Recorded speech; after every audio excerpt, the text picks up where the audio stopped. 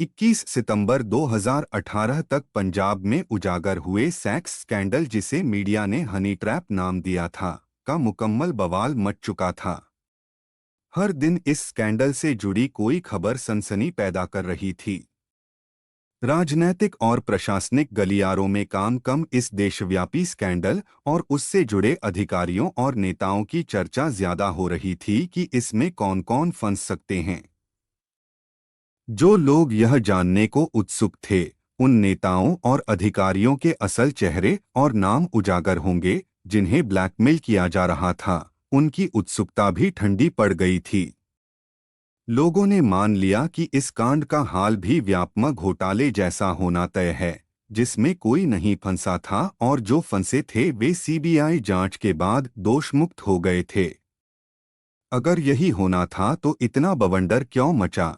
इस सवाल का सीधा सा जवाब यही निकलता है कि मकसद चूंकि इसमें फंसे शौकीन रंगीन मिजाज राजनेताओं और अधिकारियों को और ज्यादा ब्लैकमेलिंग से बचाना था, इसलिए अमृतसर नगर निगम के एक इंजीनियर हरभजन सिंह को बलि का बकरा बनाया गया और आरोपियों को जेल भेजकर बाकियों को कुछ इस तरह बचा लिया गया कि सांप भी मर जाए और लाठी भी न टूटे। इस सेक्स स्कैंडल की सनसनी का इकलौता फायदा यह हुआ कि जो दूसरे मर्द इस तरह की ब्लैकमेलिंग का शिकार हो रहे थे, उनमें से कुछ को हिम्मत बंधी कि अगर पुलिस में रिपोर्ट लिखाई जाए तो ब्लैकमेलिंग से छुटकारा मिल सकता है। क्योंकि चंडीगढ़ के सेक्स स्कैंडल में कार्रवाई ब्लैकमेल करने वाली बालाओं के खिलाफ हुई थी और पीड़ित पुरुष साफ बच गए थे। मुमकिन है कि आने वाले वक्त में कुछ बड़े नाम सामने आएं, लेकिन यह अंजाम कांड के आगाज जैसा हाहाकारी तो कतई नहीं होगा। ऐसे ही एक शख्स हैं छत्तीसगढ़ की राजधानी रायपुर के युवा हार्डवेयर व्यापारी चेतन शाह, जिन्हें मध्य प्रदेश की सनसनी से लगा कि अगर पुलिस की मदद ली जाए तो ब्लैकमेलिंग से मुक्ति मिल जाएगी।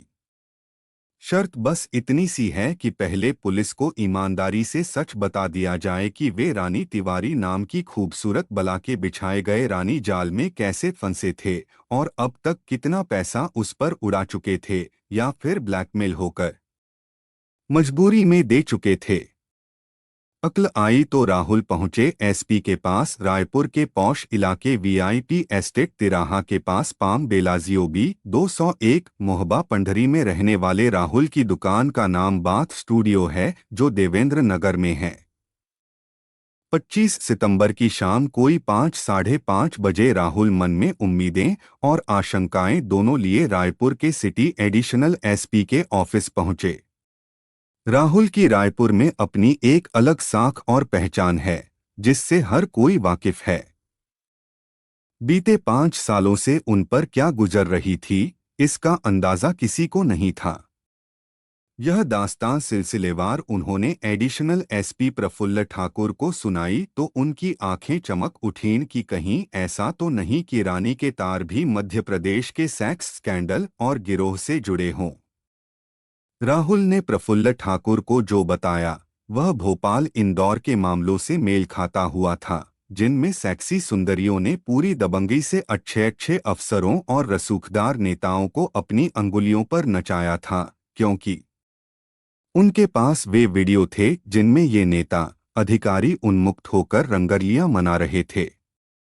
ये वीडियो अगर उजागर हो जाते तो ये लोग समाज में कहीं मुंह दिखाने के काबिल नहीं रह जाते। यही हाल राहुल का था 6 साल पहले, जिनकी दोस्ती रानी तिवारी से फेसबुक पर हुई थी। 28 वर्षीय राहुल का करोड़ों का कारोबार था और घर में या जिंदगी में किसी चीज की कमी नहीं थी। वे दिनरात अपने कारोबार में डूबे रहते थे और बचा वक्त पत्नी और नन्ही बेटी के साथ गुजारते थे। आमतौर पर ऐसा होता है कि जब आदमी कामयाबियों की सीढ़ियां चढ़ रहा होता है तो उसके सामने कई तरह के प्रलोभन आते हैं, जिनसे समझदार आदमी तो बचकर आगे बढ़ जाता है, जबकि नासमझ इसमें फंसकर अपना सब कुछ गवा बैठते हैं। यही चेतन के साथ भी हुआ था। 20 वर्षीय रानी तिवारी मूलत अनूपपुर की रहने वाली है, जहां उसके पिता कॉन्ट्रैक्टर हैं। उनकी बड़ी इच्छा थी कि बेटी डॉक्टर बने, लेकिन रानी पढ़ाई लिखाई में औसत थी, इसलिए वह मेडिकल की एंट्रेंस परीक्षा पास नहीं कर सकी। पिता ने भागा दौड़ी कर यह सोचते हुए उसे बिलासपुर के एक डेंटल कॉलेज में दाखिला दिला दिया था कि चलो डेंटिस्ट ही बन जाएगी तो रानी के नाम के आगे डॉक्टर तो लग जाएगा। फिर उसकी शादी भी किसी डॉक्टर या दूसरे काबिल लड़के से कर वह अपनी जिम्मेदारी पूरी कर लेंगे। जिस माहौल में रानी की परवरिश हुई थी उसमें कोई खास बंदिशें नहीं थीं और नसीहतें भी उतनी ही थीं जितनी आम मध्यमवर्गीय लड़कियों को हर घर में मिलती हैं। उसे कभी पैसे की कमी भी महसूस नहीं हुई थी। अनूपपुर में तो वह सलीके से रही, लेकिन जब बिलासपुर आई तो न केवल खुद बदल गई बल्कि उसकी जिंदगी भी बदल गई। पिता ने पैसे और पहुंच के दम पर उसे डेंटल कॉलेज में दाखिला तो दिला दिया था, लेकिन रानी का मन पढ़ाई में बिल्कुल नहीं लगता था। वह दिन रात सोशल मीडिया पर व्यस्त रहती थी, नतीजतन फेल होने लगी। चैटिंग के दौरान उसने कई पुरुष मित्र बना डाले थे।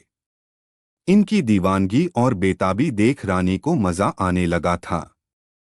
हर कोई उससे अंतरंग यानी सेक्सी बातें करना चाहता था। अब तक उसका इरादा केवल टाइम पास करना और मजे लूटना था, इसलिए वह किसी के साथ हद से ज्यादा नहीं बढ़ी थी। लेकिन 4 साल फेल होते होते जब यह तय हो गया कि वह और आगे पढ़ाई नहीं कर पाएगी तो वह घबरा उठी। इस घबराहट की पहली वजह उस आज़ादी का छिन जाना था जो बिलासपुर आकर उसे मिली थी। दूसरा थोड़ा डर या लिहाज माता पिता का था कि उन्हें कैसे बताएगी कि लगातार सब्जेक्ट ड्रॉप लेते लेते उसे कॉलेज से बाहर किया जा रहा है। ऐसे में उसके दिमाग में एक खतरनाक ख्याल आया, और आया तो उसने इस पर अमल भी कर डाला। इसी दौरान उससे की दोस्ती हुई थी। दोनों हल्की फुल्की चैटिंग भी करते थे। इसी बातचीत में रानी को पता चला कि राहुल करोड़ों की आसामी है। तब उसने सिर्फ इतना भर सोचा कि अगर राहुल उसके हुस्न जाल में फंस जाए तो जिंदगी ऐशो आराम से कटेगी। रानी थी भी ऐसी कि उसे देखकर कोई भी उस पर न्यौछावर हो जाता। भरे पूरे गदराए बदन की मालकिन, तीखे नैन नक्श, गोरा रंग रहने का अपना शाही स्टाइल और माशाअल्लाह अदाएं। वह अक्सर इतने टाइट कपड़े पहनती थी कि उसके उन्नत उभार बरबस हर किसी का ध्यान अपनी तरफ खींच ही लेते थे। कुल जमा रानी नए जमाने की एक ऐसी तितली थी जिसने बिलासपुर में रहते कोर्स को तो न के बराबर पढ़ा, लेकिन ऑनलाइन प्यार और सेक्स का सिलेबस इतना पढ़ डाला था कि अगर कोई यूनिवर्सिटी इसमें डॉक्टरेट की उपाधि देती होती तो रानी का नाम उसकी लिस्ट में सबसे ऊपर होता। फेसबुक से हुई शुरुआत। राहुल ने मौज मस्ती की जिंदगी गुजारने का जो प्लान तैयार किया था उसमें उसके निशाने पर थे। रानी से चैट करते करते उन्हें नएपन और रोमांस की जो फीलिंग आती थी वैसी तो शायद जवानी में और शादी के पहले भी नहीं आती थी। धीरे धीरे दोनों सोशल मीडिया पर खुलने लगे तो राहुल को भी मजा आने लगा कि एक निहायत खूबसूरत मेडिकल स्टूडेंट उन्हें प्यार करने लगी है, और वह भी इतने उतावलेपन से कि उन पर अपना सब कुछ न्यौछावर करने को तैयार है। जब चैटिंग से बजाय सुकून मिलने के बेकरारी बढ़ने लगी तो दोनों का दिल मिलने को मचलने लगा। राहुल उससे बातें तो हर तरह की कर रहे थे, लेकिन यह कहने की हिम्मत नहीं जुटा पा रहे थे कि जानू और मत तड़पाओ, अब ये दूरियां बर्दाश्त नहीं होती। मन तो मिल ही चुके हैं, अब तन भी मिल जाएं तो इश्क मुकम्मल हो जाए। ऐसा शायद इसलिए था कि राहुल पर कारोबारी और पारिवारिक दबाव था और वे रानी के सामने अपनी इमेज पाक साफ रखना चाहते थे। लेकिन स्क्रीन पर उसकी कसी और गदराई देह देख खुद को जब्त भी नहीं कर पा रहे थे। फिर एक दिन रानी ने उनकी कशमकश यह कहते दूर कर दी कि आ जाओ बिलासपुर। इस खुली पेशकश पर वे और घबरा उठे। शायद यही नहीं तय है कि राहुल की हिम्मत अपनी प्रतिष्ठा, मर्यादा और संस्कार तोड़ने की नहीं हो रही थी, और परानी इस कमजोरी को बखूबी समझ रही थी। राहुल की इस कमजोरी में ही उसे अपना सुनहरा भविष्य नजर आ रहा था, क्योंकि कोई और छिछोरा, लंपट या मजनू टाइप का आइटम होता तो पैरों के बल दौड़ता, लार टपकाता बिलासपुर आता और अपनी जरूरत या हवस पूरी कर चला जाता। इस समीकरण को भांपते खुद रानी ही एक दिन रायपुर पहुंच गई और वहां के एक महंगे नामी होटल में रूम लेकर ठहरी। राहुल को जब उसने फोन किया तो उनकी बाँछें खिल गईं और दिल में नए नए प्रेमियों जैसा डर भी बैठ गया कि न जाने क्या होगा पहली मुलाकात में। शाम को जब वे रानी के होटल पहुंचे तो आलीशान और भव्य कमरे में जो हुआ वह उनकी कल्पना से परे था।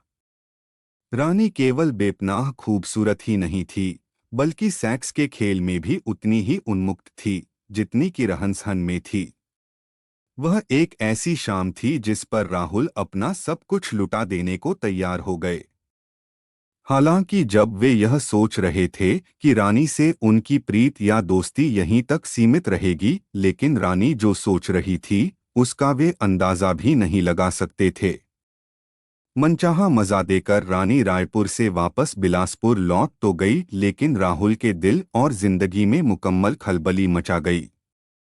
जाने के बाद दोनों के बीच फोन और सोशल मीडिया पर बातचीत होती रही और दोनों उस रात की यादें और अनुभव साझा करते रहे। फन से फिर धंसते गए राहुल का मन अब चैटिंग से नहीं भर रहा था, लिहाजा उस रात जैसा लुत्फ हर कभी उठाने के लिए वे खुद बिलासपुर जाने लगे। वे भी वहां के महंगे होटलों में ठहरते थे। इससे एक फायदा यह था कि ऐसे होटलों में कोई आपके प्राइवेट मामलों में दखल नहीं देता कि कौन कौन आ जा रहा है और कमरे के अंदर क्या हो रहा है। रानी होटल के उनके रूम में आती थी, दोनों मौज मस्ती भरा मनचाहा सेक्स करते थे और एकाध दो दिन बाद राहुल रायपुर लौट जाते थे। जाने से पहले वे रानी को बेशकीमती तोहफे दिलाते थे और उस पर दिल खोलकर खर्च करते थे। यही राहुल चाहती भी थी। उसका मकसद मुफ्त के मजे लेना और पैसा हथियाना था। लेकिन इस दौरान वह राहुल को यह एहसास जरूर कराती रहती थी कि वह कोई ऐसी वैसी बाजारू लड़की नहीं है, बस उसे तो उनसे प्यार हो गया है।